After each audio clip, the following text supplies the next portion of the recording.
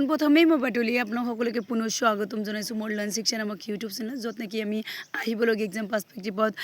important G K M চিকিউজসমূহ কৰি আছিলোঁ যি নেকি আপোনালোকৰ সকলো ধৰণৰ অসম কম্পিটিটিভ এক্সামৰ কাৰণে প্ৰয়োজন হৈ পৰিব গতিকে আহক আজি মই পুনৰ কেইটামান জি কে এম চিকিউজসমূহ লৈ আহিছোঁ তেনেহ'লে ষ্টাৰ্ট কৰোঁ আৰু নাম্বাৰ ওৱানত আছে আপোনালোকৰ হৰপ্পা সভ্যতাৰ এক উন্নত পানী ব্যৱস্থাপনাৰ আৱিষ্কাৰৰ কথা ক'ত কোৱা হৈছে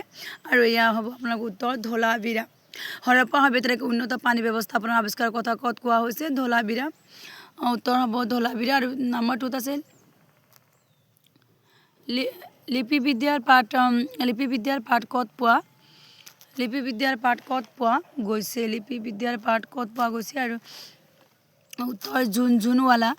জুনজুনৱালা হস্তাগৰৰ পৰা অনুধাৱন কৰা হৈছে লিপিবিদ্যাৰ পাঠ ক'ত পোৱা গৈছে জুনজুনৱালা হস্তাগৰৰ পৰা অনুধাৱন কৰা হৈছে কোনখন চহৰক শিল্পী আৰু সজ্জাৰ থলী বুলি কোৱা হৈছে কোনখন চহৰক শিল্পী আৰু সজ্জাৰ থলী বুলি কোৱা হৈছে আৰু এয়া হ'ব আপোনালোকৰ উত্তৰ হ'ব চানহুদাৰক শিল্পী আৰু সজ্জাৰ থলী বুলি কোৱা হৈছে হিন্দু উপত্যকা সভ্যতাৰ জনসাধাৰণে কিহৰ দ্বাৰা ঘৰ বনাইছিল হিন্দু উপত্যকা সভ্যতাৰ জনসাধাৰণে পোক্কা ব্ৰিক্স বা পকী ইটাৰ দ্বাৰা ঘৰ বনাইছিল হৰপ্পা স্থানত পোৱা প্ৰসিদ্ধ প্ৰাণীৰ মূৰ্তিটো কি আছিল ইউনিকৰ্ণ বুল এশিঙীয়া গঁড় আৰু এই আপোনালোকৰ মষ্ট ইম্পৰ্টেণ্ট প্ৰশ্ন হৈছে হৰপ্পা স্থানত পোৱা প্ৰসিদ্ধ প্ৰাণীৰ মূৰ্তিটো কি আছিল ইউনিকৰ্ণ বুল এশিঙীয়া ষাঁড় হৰপ্পা বাসীসকলে কিহৰ খেতি কৰিছিল আৰু ব্যৱহাৰ কৰিছিল হৰপ্পা বাসীসকলে কপা আৰু বাৰ্লিৰ খেতি কৰিছিল আৰু ব্যৱহাৰ কৰিছিল হৰপ্পা বাসীসকলে কিহৰ খেতি কৰিছিল আৰু ব্যৱহাৰ কৰিছিল কপা আৰু বাৰ্লিৰ খেতি কৰিছিল আৰু ব্যৱহাৰ কৰিছিল লোথালৰ পৰা মানুহৰ সমাধি পোৱা গৈছে আৰু এয়া ডাইৰেক্ট ফৰ্মত আছে যে লোথালৰ পৰা মানুহৰ সমাধি পোৱা গৈছে আৰু তোক পুৰণি সভ্যতাৰ নাম কি আৰু এয়া আপোনালোকৰ মষ্ট ইম্পৰ্টেণ্ট প্ৰশ্ন হৈছে আটাইতকৈ পুৰণি সভ্যতাৰ নাম কি হয় এইটো বহুতো সভ্যতা আছে তাৰ ভিতৰত আটাইতকৈ পুৰণি সভ্যতাৰ নাম কি হয় মেচ'পটেমিয়াম আৰু উত্তৰ হ'ব আপোনালোকৰ মেচ'পটেমিয়াম আৰু তোক পুৰণি সভ্যতাৰ নাম হ'ল মেচ'পটেমিয়াম হিন্দু উপত্যকা সভ্যতাৰ বন্দৰটো হ'ল লোথাল হিন্দু উপত্যকা সভ্যতাৰ বন্দৰটো কি হয় হিন্দু উপত্যকা সভ্যতাৰ বন্দৰটো হ'ল লোথল হৰপ্পা সভ্যতাৰ অৰ্থনীতিৰ কোনো নিৰ্দিষ্ট কাৰণ পোৱা গৈছে নেকি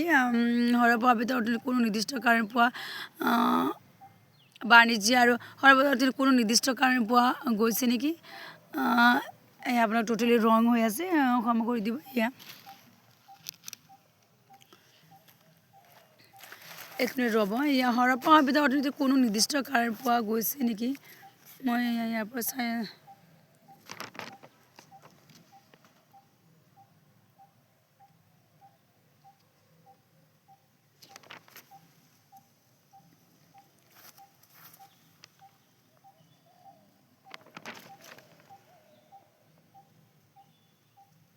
আৰু এয়া আপোনালোকৰ টোটেলি ৰং ভ্ৰমত আছে ক্ষমা কৰি দিব এয়া মোৰ ভুল হৈ গ'ল এয়া টোটেলি ৰং ভ্ৰমত আছে গতিকে এয়া 10 নাম্বাৰটো আপোনালোকে এভইড কৰিব ক্ষমা কৰি দিব এয়া মিষ্টেক হৈ গ'ল এটা সঠিক ব্যৱস্থাপনা লিখাৰ কলা বিকশিত কৰা প্ৰথম প্ৰাচীন সভ্যতা কি হয় মেচ'পটেমিয়াম হয় ঋগ্বেদত কেইটা সূক্ত আছে বা কেইটা শ্ৰুতি আছে ঋগ্বেদত কেইটা শ্ৰুতি আছে আৰু আপোনালোকৰ হ'ব এয়া 1028টা 1028টা আৰু এয়াও আপোনালোকৰ মষ্ট ইম্পৰ্টেণ্ট প্ৰশ্ন যে ঋগ্বেদত কেইটা শ্ৰুতি আছে 1028টা ঋগ্বেদত 1028টা শ্ৰুতি আছে ঋগ্বেদত বৰ্ণ শব্দটো পোৱা যায় আৰু বৰ্ণ শব্দটো কিহত পোৱা যায় ঋগ্বেদত পোৱা যায় আমাৰ বেদ চাৰি প্ৰকাৰ আমি সকলোৱে জানো যে ঋগ্বেদ সামবেদ যজুৰ্বেদ আৰু অথৰ্ববেদ আৰু এই 4টা বেদৰ ভিতৰত বৰ্ণ শব্দটো আপোনালোকৰ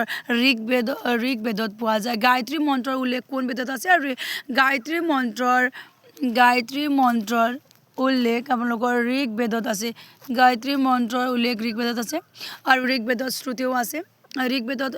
গায়ত্ৰী মন্ত্ৰৰ উল্লেখ আমি ঋগ্বেদত পাওঁ বা ঋগ্বেদত আছে আৰু ঋগ্বেদত শ্ৰুতিও আছে ঋগ্বেদত হোম স্তুতি নৱম মণ্ডলত 9 মেনিৰাছ পোৱা যায় আৰু ঋগ্বেদতে আমি হোম হোমস্তুতি নৱম মণ্ডলত পোৱা যায় ঋগ্বেদতে ইতিহাস পুৰাণ উপনিষদত চান্দোগ্য উপনিষদক অন্তৰ্ভুক্ত কৰা হৈছে ইতিহাস পুৰাণ উপনিষদ চান্দোগ্য উপনিষদক অন্তৰ্ভুক্ত কৰা হৈছে আৰু ইয়াৰ আপোনালোকৰ মই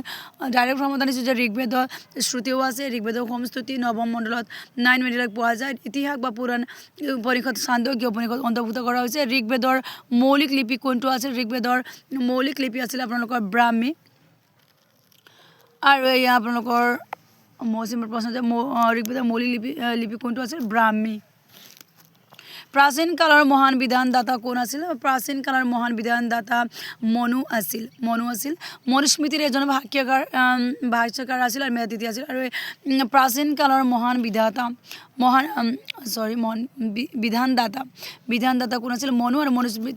মনুস্মৃতিৰ এজন ভাষ্যকাৰ আছিল আৰু মেধাতিথি আছিল ভাৰতীয় ইতিহাসত বৈদিক সংস্কৃতিৰ এটা প্ৰভাৱ আছিল জাতি ব্যৱস্থা ভাৰতীয় ইতিহাসত বৈদিক সংস্কৃতিৰ এটা প্ৰভাৱ আছিল জাতি ব্যৱস্থা বুদ্ধৰ জ্ঞান প্ৰাপ্তি ক'ত হৈছিল আৰু এয়াও আপোনালোকৰ মোষ্ট ইম্পৰ্টেণ্ট প্ৰশ্ন যে বুদ্ধদেৱৰ জ্ঞান প্ৰাপ্তি ক'ত হৈছিল বুদ্ধদেৱৰ জ্ঞান প্ৰাপ্তি হৈছিল আপোনালোকৰ বুদ্ধগয়াত বুদ্ধদেৱে জ্ঞান লাভ কৰিছিল অশোকৰ শিলালিপিয়ে বুদ্ধৰ গৌৰৱ নিশ্চিত কৰিছে বুদ্ধদেৱৰ শিক্ষক কোন আছিল বুদ্ধদেৱৰ শিক্ষক আছিল আলাৰা কালাম আৰু এয়াও আপোনালোকৰ মোষ্ট ইম্পৰ্টেণ্ট প্ৰশ্ন হয় এনেতো